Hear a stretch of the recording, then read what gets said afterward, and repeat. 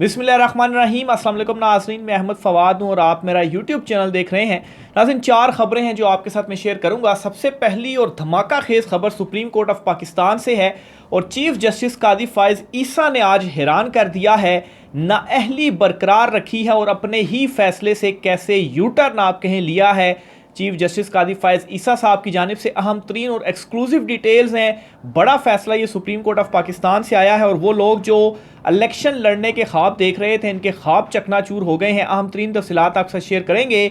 नवाज शरीफ जो हैं उनको ये पैगाम दे दिया गया है कि आप इलेक्शन से आउट हैं, आपकी हुकूमत नहीं बनेगी। इस पर भी अहम तरीन तफसीलात आपके साथ शेयर करनी है। इमरान खान को बल्ला वापस दो, बड़ी डेवलपमेंट अदालत से सामने आई है। जो लोग ये समझ रहे थे कि काजी साहब के फैसले के बाद अब कप्तान को बल्ला नहीं मिलेगा, एक और बड़ी डेवलपमेंट अदलिया से सामने आई है। बल्ले की वापसी के हवाले से दौड़ें लग गई हैं हुकूमत की। इस पर भी कुछ तफसीलात आपके साथ में शेयर करूंगा। और आखिर में नाज़रीन, मुल्क भर में फ़ौज तैनात करने की मंजूरी दे दी गई है। ये मंजूरी कहाँ दी गई है और आखिर ये मंजूरी अब क्यों दी गई है? ऑलरेडी दफ़ा 144 के नफाज का जो नोटिफिकेशन था वो जारी किया गया और इलेक्शंस के ऊपर दोबारा से क्वेश्चन मार्क आ रहे थे कि इलेक्शन होंगे कि नहीं होंगे। अब ये तैनाती का क्या चक्कर है, इस पर भी अहम तरीन तफसीलात आपके साथ में शेयर करूंगा। सबसे पहले तो नाजरीन, सुप्रीम कोर्ट ऑफ पाकिस्तान का वो बड़ा फैसला नाअहली वाला आपके सामने में रखता हूँ कि चीफ जस्टिस कादी फ़ाइज़ ईसा की जानिब से क्या सरप्राइज़ दिया गया है। तो असल में नाजरीन मामला कुछ यूँ हुआ माफ़ कीजिएगा, NA 252 से जमीयत उलमा इस्लाम के रहनुमा हैं, उम्मीदवार हैं अब्दुल हफीज़ लूनी साहब। इन्होंने इलेक्शन लड़ने के लिए सुप्रीम कोर्ट ऑफ पाकिस्तान में दरख्वास्त दायर की थी और इस केस में जो फैसला है वो आया है और आज इस केस की समाअत हुई है। चीफ जस्टिस कादी फ़ाइज़ ईसा की सरबराही में 3 रुकनी बेंच ने इसकी समाअत की है। अच्छा, तो इसमें हुआ क्या है जी कि इलेक्शन ट्रिब्यूनल और बलूचिस्तान हाई कोर्ट, इन दोनों ने कागजात नामजदगी मुस्तरद किए थे जमीयत उलमा इस्लाम के उम्मीदवार अब्दुल हफीज़ लूनी और ये उम्मीदवार थे NA 252 से। इस फैसले को सुप्रीम कोर्ट में चैलेंज किया गया था अब्दुल हफीज़ साहब की जानिब से। अच्छा, वकील ने आज दौरान समाअत ये बताया अदालत को जी कि उनके जो मोकल हैं वो करप्शन के एक केस में सज़ा याफ्ता थे, सज़ा पूरी हो चुकी है और इलेक्शन लड़ने की उन्हें इजाज़त दी जाए। जिस पर चीफ जस्टिस कादी फ़ाइज़ ईसा ने यह कहा जी कि आपका मोकल सिर्फ 2 साल और 2 माह जेल में रहा। नैब कोर्ट ने 10 साल की सज़ा सुनाई और 5 करोड़ रुपये जुर्माना दिया। ये चीफ जस्टिस फ़ाइज़ ईसा साहब ने कहा 8 साल तक आपका मोकल पे रोल पर जेल से बाहर रहा, 5 करोड़ का जुर्माना भी अदा नहीं किया। ऐसे लोग बलूचिस्तान के अवाम की नुमाइंदगी ना करें, इलेक्शन ना लड़ें, घर बैठें, इलेक्शन में आपका खर्चा होगा। 5 करोड़ का जुर्माना अदा ना करने पर इसकी प्रॉपर्टी जब्त होनी चाहिए थी। ये जी बेंच का हिस्सा जस्टिस मोहम्मद अली मजहर साहब ने, ये जो आखिरी लाइन थी ये उनके रिमार्क्स थे, उन्होंने रिमार्क्स दिए और ये जो दरख्वास्त थी अब्दुल हफीज़ साहब की वो उन्होंने मुस्तरद कर दी और उनको इलेक्शन लड़ने की जो इजाज़त थी वो नहीं दी और यानी कि उनकी जो नाअहली है, इस जो करप्शन उन्होंने की है, इस पर बरकरार रखी गई है। अब मैं इसको कंपेयर करता हूँ नवाज शरीफ के केस के साथ और कैसे काजी साहब का ये अपना ही फैसला था जो ताहयात नाअहली उन्होंने ख़त्म की और उसमें जो रिमार्क्स थे वो किसी से ढके छुपे नहीं रहे, सब सुनते भी रहे हैं वो रिमार्क्स कि अदालत कैसे ये फ़ैसला कर सकती है कि एक जो शख्स है वो ताहयात ही नाअहल रहे या वो नाअहल रही। ये तो अवाम का काम है, उन्होंने डिसाइड करना है। अगर अवाम उसको सेलेक्ट नहीं करना चाहती तो ठीक है, अवाम उसको वोट ना दे, ये तो अवाम का मैंडेट है। नवाज शरीफ के केस में ये हुआ था और फिर नवाज शरीफ की ताहयात नाअहली जो है वो ऐसे ख़त्म हुई थी और 62(1)(f) की जो दोबारा तशरीह और वो सारा मामला हुआ था उसमें मैं नहीं जाता। लेकिन अब इस केस के अंदर काजी साहब ने ये कहा जी कि आप बलूचिस्तान के अवाम की नुमाइंदगी नहीं कर सकते, आपको नहीं करनी चाहिए क्योंकि आपको 10 साल की सज़ा थी और 2 साल आपने सज़ा काटी, 5 करोड़ का जुर्माना भी नहीं दिया और 8 साल आप पे रोल पर रहे, तो आप इलेक्शन नहीं लड़ सकते। अब मामला ये है कि वो भी तो इलेक्शन लड़ रहे हैं, ये भी चीज़ अवाम को डिसाइड करने दें। अवाम का पैसा उन्होंने खाया और उनके ऊपर इल्ज़ामात साबित हुए, उनकी सज़ा हुई, वो पूरी हो चुकी, सारा कुछ हो गया। जाहिर सी बात है नवाज शरीफ भी तो अब 5 साल की जो नाअहली थी सज़ा पूरी हुई तो उसके बाद उनको अहल करार दिया गया। मतलब जो एक टर्म के लिए सज़ा कर दी गई थी कि सिर्फ 5 साल के लिए नाअहली हो सकती है। तो जिस तरह के उस केस में रिमार्क्स सामने आए थे जी कि कल को अगर किसी ने कोई ऐसा काम किया, कोई उससे जो है वो चोरी हो गई और उसने सज़ा पूरी कर ली तो वो सारी ज़िंदगी के लिए कैसे हो सकता है। तो इसी तरीके से इस केस में भी ज़ाहिर सी बात है, अगर 10 साल पूरे हो गए हैं उनको, तो फिर अब वो क्यों इलेक्शन नहीं लड़ सकते। तो बिल्कुल अगर उसके साथ आप कंपेयर करें तो सेम ही नोयत है, लेकिन वहाँ क्या फ़ैसला था, यहाँ पर क्या फ़ैसला था। और काजी साहब के तज़ादात के हवाले से डेली बेसिस के ऊपर चीज़ें जो है वो सामने आ जाती हैं। उनके अपने रिमार्क्स जो हैं वो उनके माजी के रिमार्क्स के साथ कंपेयर करें तो तज़ाद उनमें साफ नज़र आता है। तो बहरहाल इस केस में उन्होंने ये कहा, तो यहाँ पर भी आवाम को फ़ैसला करने देना चाहिए था। आवाम चाहे तो उसको वोट देते और उसको दोबारा मुंतखब कर लेते, अगर उसको नहीं वोट उन्होंने देना था तो उनको जो वोट है वो ना उनको देने थे लेकिन इलेक्शन लड़ने देते। तो बहरहाल उनकी जो नाअहली है वो इस फैसले के बाद बरकरार रही है और वो अब इलेक्शन नहीं लड़ सकते। खैर जमीयत उलमा इस्लाम से इनका ताल्लुक़ था। दूसरी बड़ी ख़बर नाज़रीन आपके साथ जो शेयर करनी है जी, नवाज़ शरीफ साहब के हवाले से। नवाज़ शरीफ की गलत फहमी जो थी कि वो हुकूमत बना लेंगे, चौथी मरतबा वज़ीर-ए-आज़म बनेंगे, ये गलत फहमी दूर कर ली गई है और एक मैसेज नवाज़ शरीफ को दे दिया गया है कि ना आप वज़ीर-ए-आज़म बनेंगे और ना ही आप हुकूमत बना पाएंगे। ये साफ साफ जो मैसेज है वो नवाज़ शरीफ को दे दिया गया और ख़ास तौर पर ये मैसेज जब ग्राउंड रियलिटीज़ को देखा गया, इमरान खान को भरपूर दबाने के बावजूद भी हरान नहीं सके, आज़ाद उम्मीदवार करने के बावजूद अब चर्चा सिर्फ़ और सिर्फ आज़ाद उम्मीदवारों का है। हर जो जमात है वो आज़ाद उम्मीदवारों का जिक्र कर रही है कि हम आज़ाद उम्मीदवारों के साथ हुकूमत जो है वो बनाएंगे।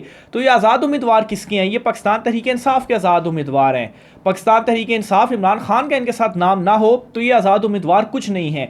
यानी कि सारी की सारी जमातें ये इनडायरेक्टली एक्सेप्ट भी कर रही हैं कि ग्राउंड लेवल के ऊपर इमरान खान का ही नाम है और इलेक्शन इमरान खान का ही है, वोट सिर्फ इमरान खान का ही है। लेकिन टेक्निकली और चीज़ों को कानून आगे पीछे जिस तरीके से ये सिस्टम में जो चीज़ें हो रही हैं ये भी किसी से ढकी छुपी नहीं है, सबके सामने है कि कैसे जो बल्ला है वो खान साहब से छीना गया। लेकिन ये मैसेज दे दिया गया है नवाज़ शरीफ को कि आपकी हुकूमत नहीं बनेगी। फिर इसी तरीके से बल्ले का जो निशान है इस पर भी बड़ी एक खबर मैं आपके साथ शेयर करता चलूँ। जो सोच रहे थे कि काजी साहब की जानिब से बल्ला वापस ले लिया गया, अब बल्ला वापस नहीं मिलेगा, उनके लिए भी एक बड़ी खबर है।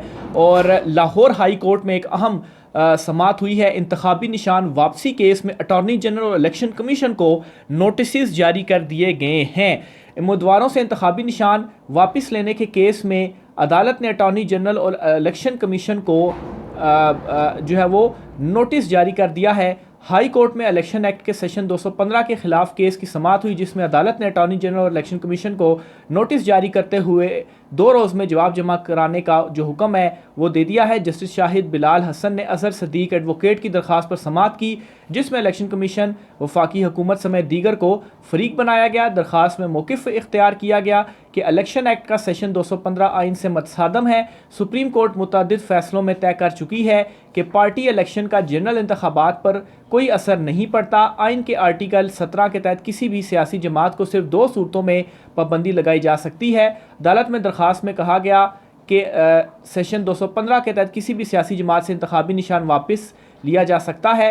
अवाम की नुमाइंदा जमात और वोटर्स को अपनी मर्ज़ी से वोट देने से रोका नहीं जा सकता। अदालत इलेक्शन एक्ट का सेशन 215 कालादम करार दे। तो बहरहाल एक तो ये इसमें लेटेस्ट डेवलपमेंट सामने आई कि जो अपनी मर्ज़ी से इलेक्शन कमीशन जो इंतखाबी निशान है वो दे रहा है और फिर ये इलेक्शन कमीशन ने कहा जी कि जिन हलकों में इंतखाबी निशान तब्दील गया है तो उन हलकों में हम इलेक्शन नहीं कराएंगे कि बैलेट पेपर्स की छपाई के लिए हमने ऑर्डर्स दे दिए हुए हैं।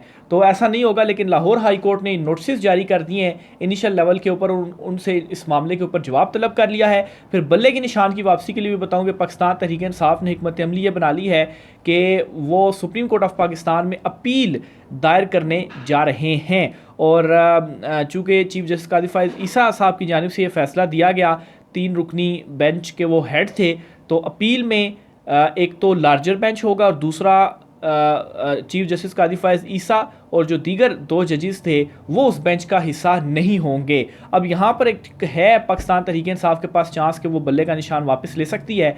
वो ऐसे कि इस वक्त सुप्रीम कोर्ट ऑफ पाकिस्तान के अंदर की सूरत हाल बताऊँ, जो मेरी कुछ ऑब्जर्वेशंस भी है कि जो जजेस हैं वो ख़ुद चीफ साहब के इस फैसले से खुश नहीं थे। यानी कि वो भी इससे इख्तलाफ रखते थे कि जो बल्ले का निशान है ये नहीं लिया जा सकता।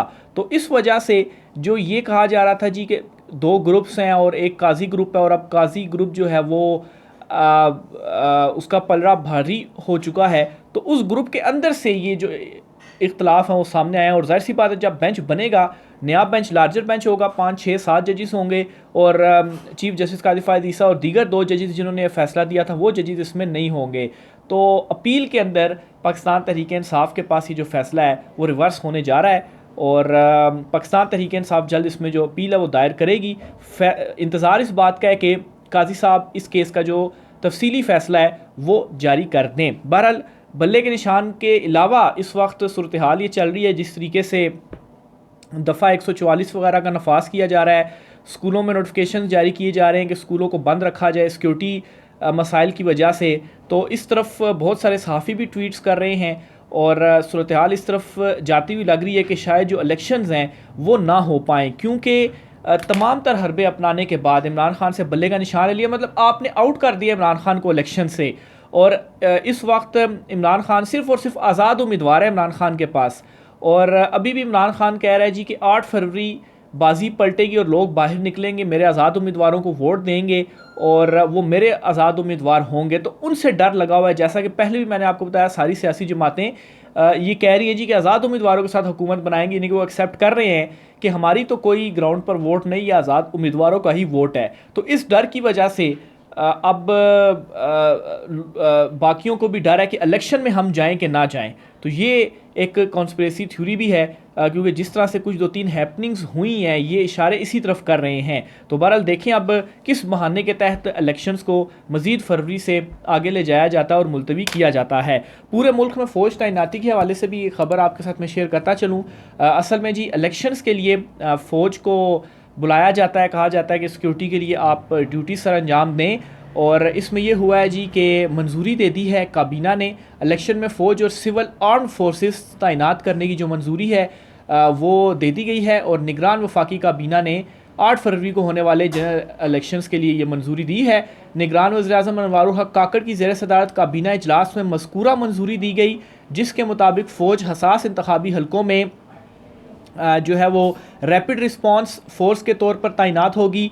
कबल अजी इलेक्शन में फ़ौज तैनाती की समरी वजारत दाखिला की जानिब से वफाकी काबीना को अरसाल की गई थी। ज़राए ने बताया था कि वफाकी काबीना की मंजूरी के बाद फ़ौज तैनात कर दी जाएगी। बहरहाल अब ये जो मंजूरी है वो दे दी गई है, और 8 फरवरी को जो फ़ौज है वो तैनात होगी। तो ये नाज़रीन आज की कुछ अहम तरीन तफसीलात थी। राय का इज़हार कीजिएगा। आज की व्लॉग से इतना ही, मुझे इजाज़त दीजिए। अल्लाह हाफ़िज़।